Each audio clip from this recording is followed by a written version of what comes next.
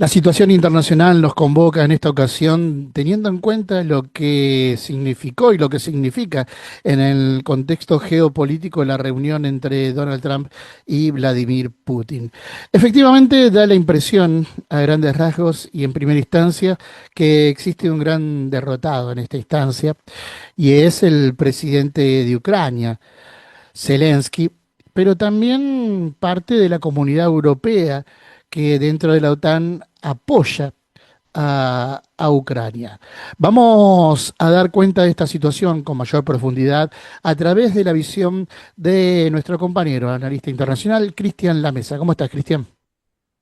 Bien, muy bien, Gustavo, como siempre, encantado de estar con vos y con tu audiencia.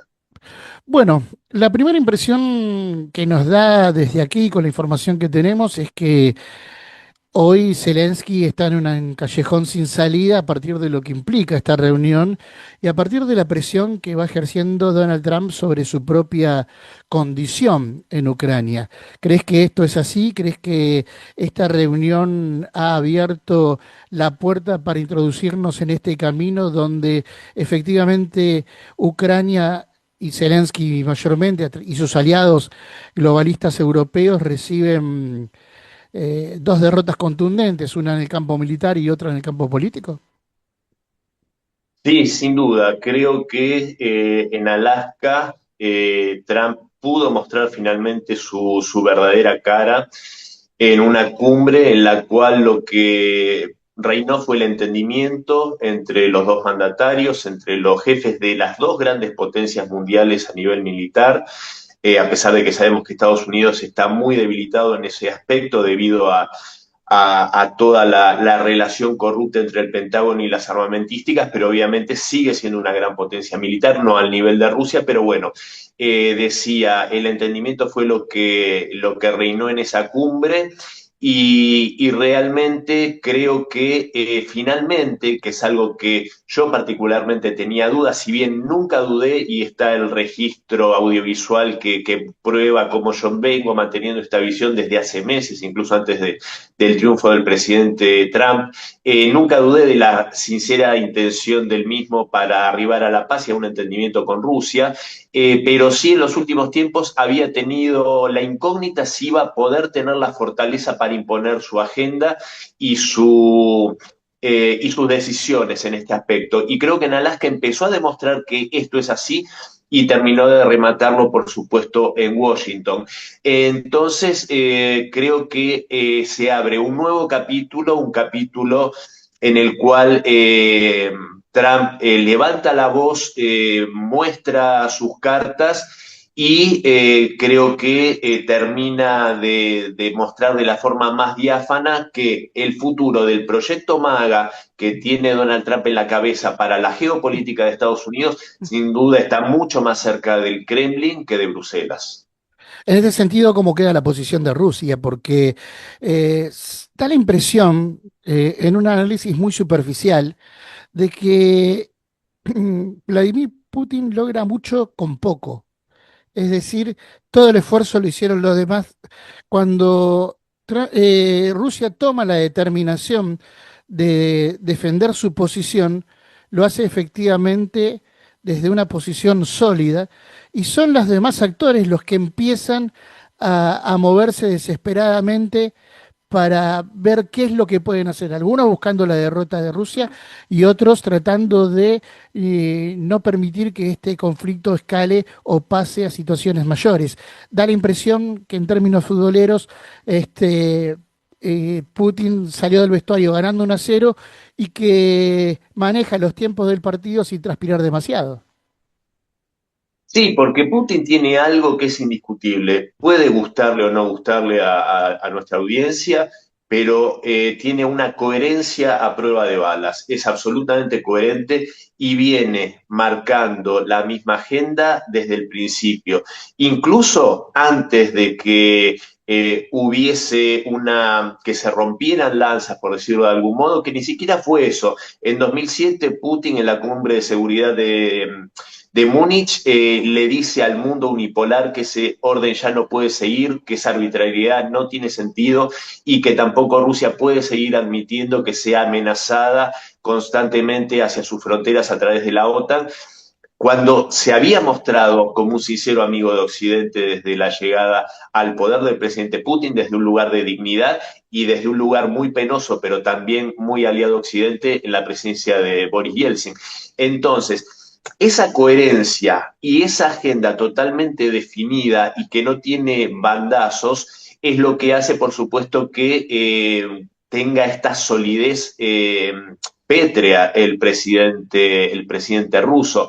Y creo que esto también hizo un gran esfuerzo en mantener esa paciencia estratégica de la cual habla un estimado colega español que es Adrián Zelaya, esa paciencia estratégica que ha hecho que el presidente Putin haya resistido y el pueblo ruso muchas provocaciones que podrían haber derivado en una guerra mundial. Sin embargo, estaba en el horizonte la posibilidad y la casi certeza de que el presidente Trump llegase al Salón Oval. En ese sentido, yo creo que el entendimiento entre ambos viene de mucho tiempo atrás, hay una afinidad muy grande y una afinidad de intereses soberanistas. Entonces, en ese sentido, yo lo definía también en términos futboleros en un comentario que hice para Ria Novosti hace tan solo 2 días, que gustó mucho al público ruso incluso, en el cual definía que el tanteador era 2-0 para Estados Unidos y Rusia y justamente 0 para Europa y Kiev.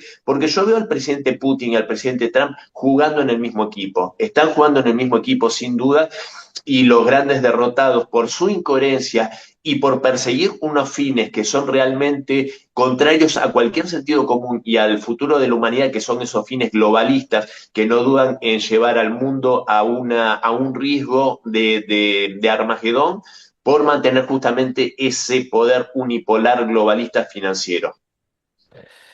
Hablamos de Trump y Putin, pero hay otros actores también involucrados porque en este mapa geopolítico también juega la situación de América Latina, sobre todo porque China empieza a hacer pie también en lo que Estados Unidos denominó colonialmente su patio trasero, ¿no?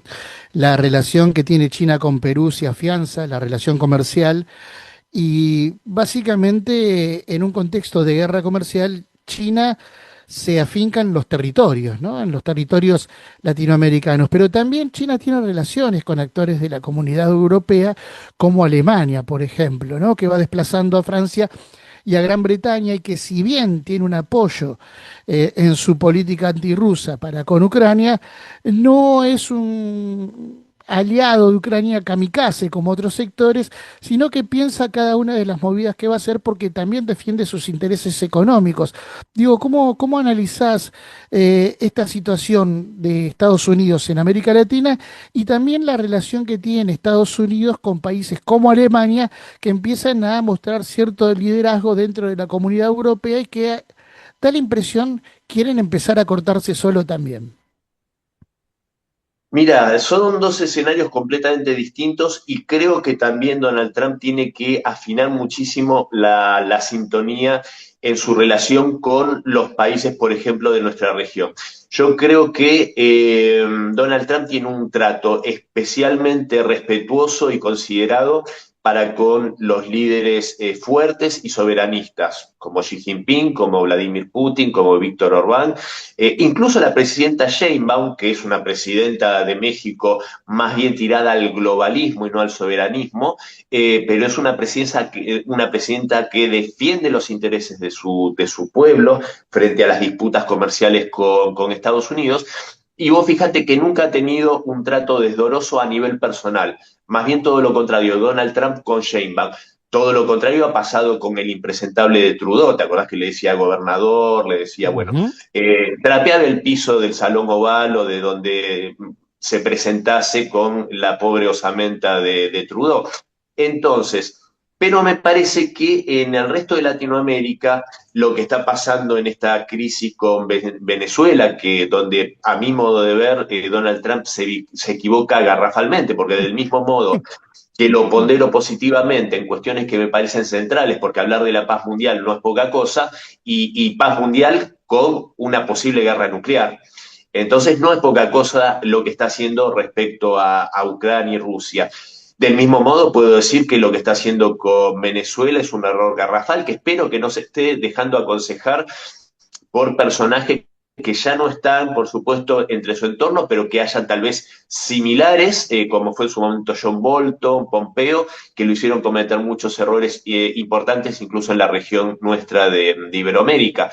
Sabemos la posición de Marco Rubio, por ejemplo, en este escenario, en lo que es justamente nuestra región, y sabemos también que a los guerreristas, neoconservadores dentro de su partido también tiene que tenerlos conformes, contentos y contenidos.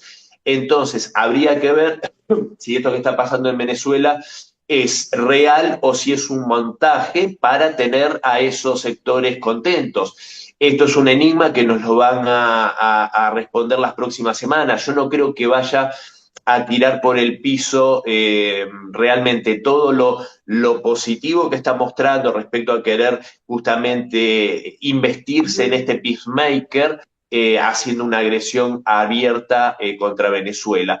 Pero sin duda yo creo que, a ver, vos mencionabas algo muy cierto respecto a China. Yo no tengo demasiadas dudas que tal vez sea ahora en septiembre, en el aniversario del triunfo final de la Segunda Guerra Mundial contra Japón, donde tal vez se reúnan Trump, Xi Jinping y Putin en Beijing, pero yo no tengo duda que ya sea en ese momento o algo posterior, yo creo que va a haber un entendimiento entre las tres partes en estos tres nuevos, entre comillas, imperios, en estos polos de poder del mundo multipolar, y van a delinear ciertas cuestiones. Yo creo, vos fíjate que Donald Trump prácticamente no se lo ha oído hablar de Taiwán. Sí habla de lugares que son sensibles para los intereses de Estados Unidos. Yo creo que se van a delimitar esas áreas de interés. Sin embargo, van a haber pinceladas, como vos marcabas lo de Perú con China, eso es una relación que no se va a desandar, del mismo Ujú. modo que muchos ingenuos creen que Trump se acerca a Rusia y que con eso va a hacer que Rusia se aleje de China, eso es una fantasía que no creo que esté en la cabeza de Donald Trump, porque por supuesto que eso no va a pasar. Ahora, en estas áreas de interés van a haber esas pinceladas en las cuales, por ejemplo, Nicaragua, Cuba, Venezuela van a seguir siendo parte de la esfera de interés de Rusia, por supuesto, y de China también como socios en algunos aspectos. Entonces yo creo que ahí, si Donald Trump es la persona que se está mostrando, porque muchas veces se lo caricaturiza como una especie de hombre muy estúpido al que se lo lleva por las narices, de las narices. No creo que sea así. Y si es una persona inteligente, como creo que está demostrando, va a tener que revisar esa política, esa forma de relacionarse de los Estados Unidos con sus socios, más allá de que Europa no tiene nada para ofrecerle a Estados Unidos ni a nadie, realmente. Se ha demostrado como careciendo de la energía rusa, se vuelve totalmente falto de competitividad. Yo creo que Alemania no existe, sinceramente. Creo que Merz quiere hacer algo que son solo fantasías. Y bien lo ha dejado en la cumbre en Washington, demostrado Trump en el trato tan despectivo que ha tenido para con Merz, diciéndole, vuelvo a repetir que no va a haber cese al fuego y que no lo necesitamos. Ahora, dicho esto, yo creo que con otros países como los de nuestra región va a tener que empezar a afinar y a mejorar la relación del ganar-ganar para poder competir en la influencia china, porque China logra afianzarse en Latinoamérica, en África, en Asia, porque ofrece un ganar-ganar real, sincero. Entonces, Donald Trump le falta, me parece, revisar eso, salir del juego de suma cero a entender que tal vez el ganar-ganar puede generarle más resultados y mejores negocios, como lo hacía él como empresario. En ese sentido, ahí nos ubicamos de nuevo en Europa. Me interesa tal vez indagar un poquito en esta situación ambivalente que maneja Alemania, vuelvo a decirlo, como a través de las ambiciones que tiene de poder emerger como una potencia dentro de la comunidad europea, desplazando, insisto, a Francia y a Inglaterra. Eh, y Alemania tiene relaciones bilaterales comerciales con China cuando su producción de alguna manera merma, va a buscar recursos a través de lo que puede proveer China. Y ahí se da un juego de desplazamiento de otras potencias, como la economía francesa, por ejemplo, lo cual genera una crisis también dentro de la comunidad europea.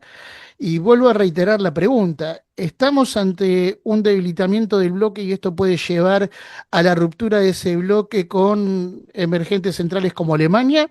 ¿O crees que eso está lejos todavía y que aún así Alemania va a seguir siendo la cabeza de serie de esta comunidad europea un tanto frágil?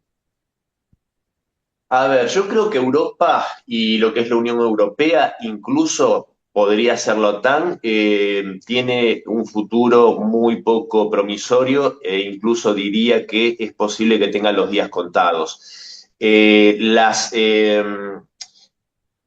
La falta de entendimiento en temas profundos que hay dentro de la Unión Europea es muy grande y se visibiliza con Víctor Orbán, con Robert Fico, por poner dos ejemplos tan solo.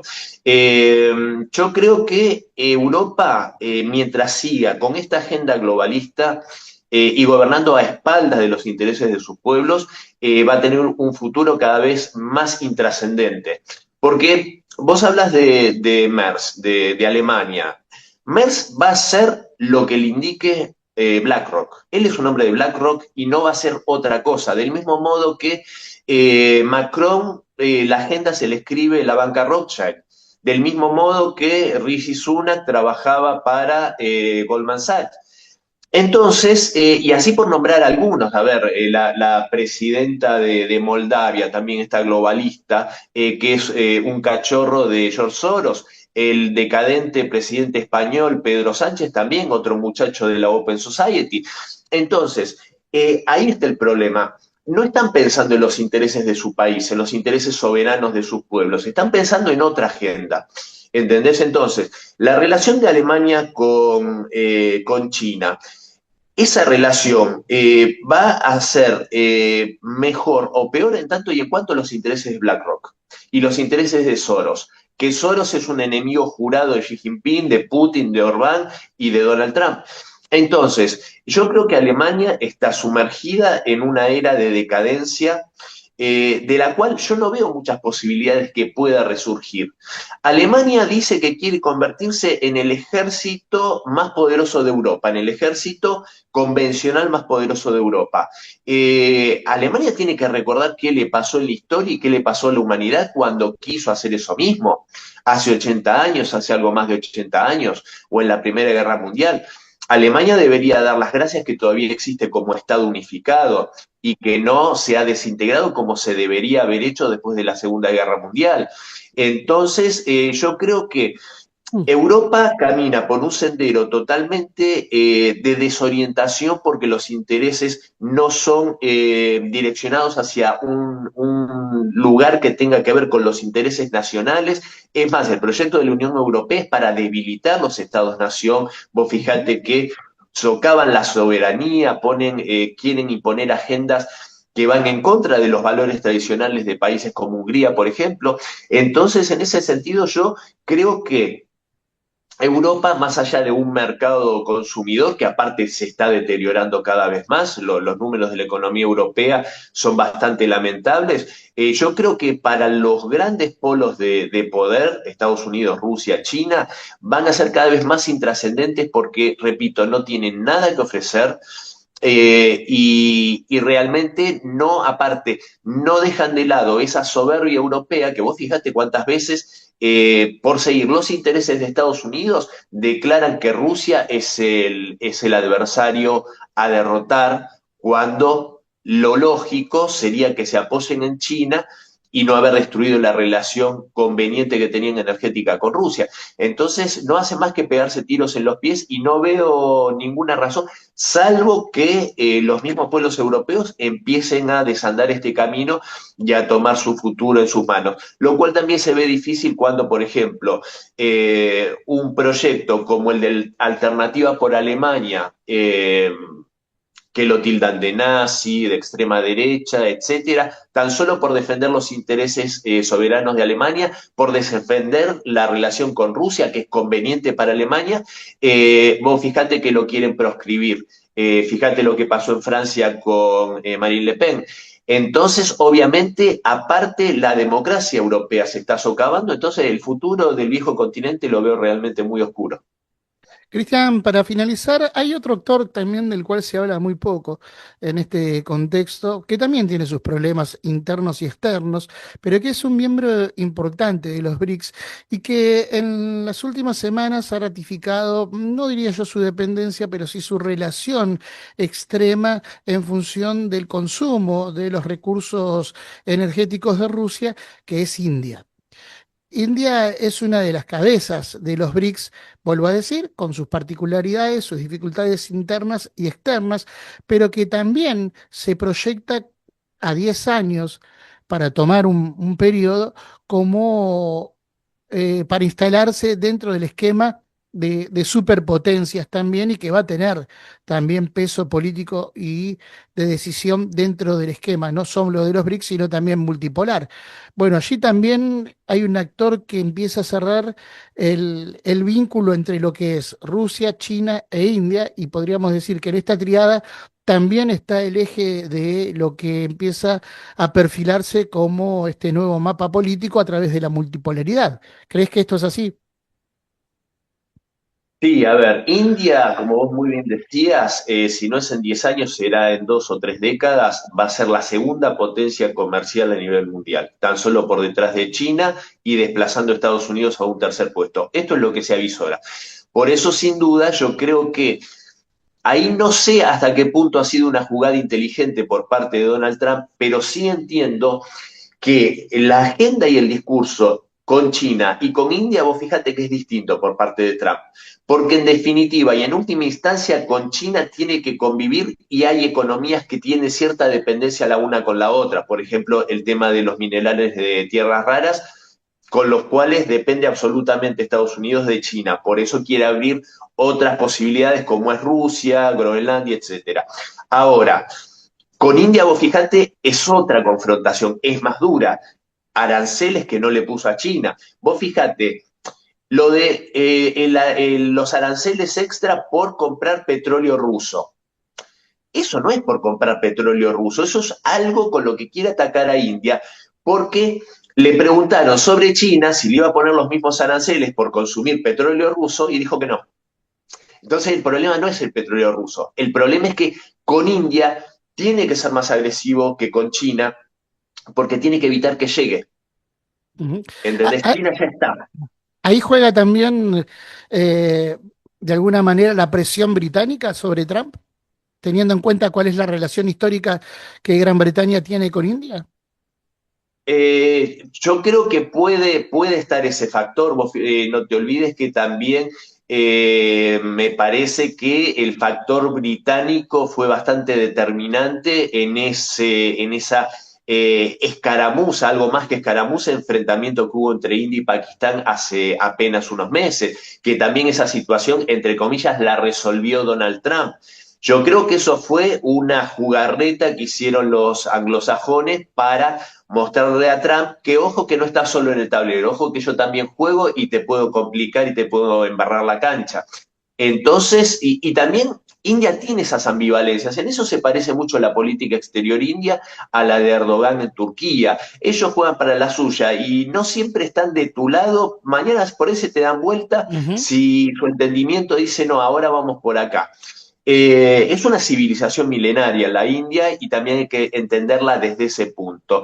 Pero yo creo que esto lo que hizo en definitiva fue acercar más a India con China, que tienen rivalidades y han tenido de hecho enfrentamientos por temas fronterizos, todos derivados de la arbitrariedad anglosajona al dibujar ciertas fronteras en el mundo, pero es un hecho. Y también vos fijate la diferencia ahí, como el que juega para sí mismo al que tiene una posición servil y arrastrada. India le dijo a Estados Unidos, poneme los aranceles que quieras, yo no voy a dejar de consumir el petróleo ruso, el gas ruso con el cual estoy creciendo. Yo no me voy a pegar un tiro en los pies, haz lo que Claro, quieras. Europa que le dijo, sí claro. señor, y le vamos a comprar el gas suyo que vale 4 veces más y nuestras empresas van a dejar de ser competitivas. Fíjate, por eso ahí está ese detalle en el cual yo te quiero mostrar lo que te decía en la pregunta anterior.